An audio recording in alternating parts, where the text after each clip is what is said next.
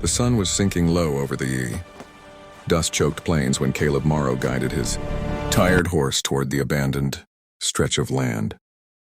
Everyone in Red Hollow avoided. The wind carried the smell of dry sage and old grief, whispering stories of a woman no man dared cross. Caleb was a lonely rancher, the kind of man the frontier forgot easily, quiet, broad-shouldered, worn thin by years of drought, debt, and silence. His ranch lay dying behind him. Cattle stolen or dead, fences broken, hope stretched like cracked leather. He had come chasing a stray bull, but fate had other plans.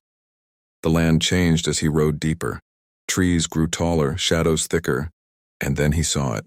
A homestead far larger than any ranch house had a right to be, built heavy with timber, standing like it dared the sky to challenge it. Before he could turn back, the ground seemed to tremble. A presence filled the air. Then she stepped into view.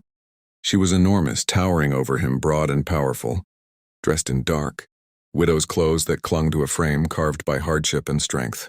Her eyes were sharp as broken glass, her face marked by loss and iron will. This was Mara Blackwood, the giant widow. Her husband, a cruel land baron twice her size, had died under mysterious circumstances, and ever since men disappeared near her land. Caleb slid off his horse slowly, hands open, heart hammering.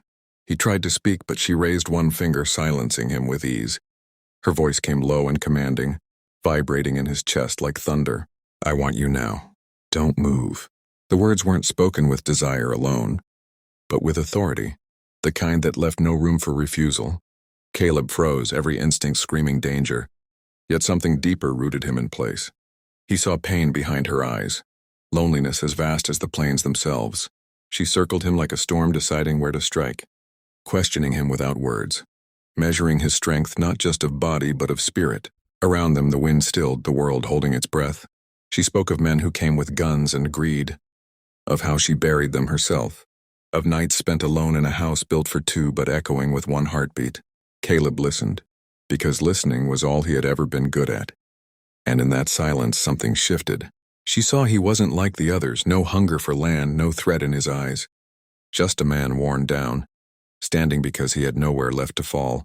When she finally stepped back, the tension broke like a snapped rope. She ordered him inside, not as a prisoner, but not as a guest either. As the door shut behind them, Caleb knew one thing with terrifying clarity.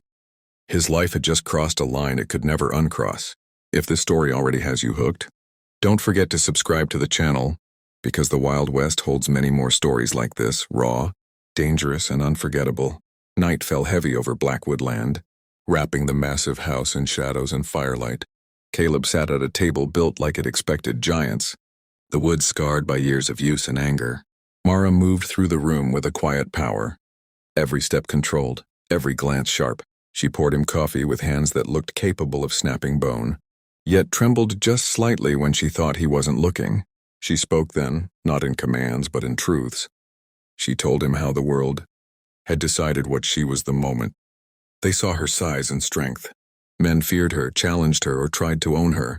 Her husband had been the worst of them, a tyrant who believed love was something beaten into place.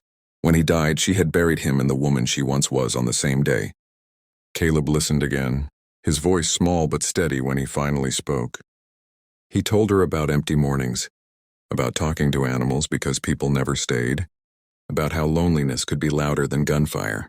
Something cracked between them, not the dangerous kind, but the kind that lets light through.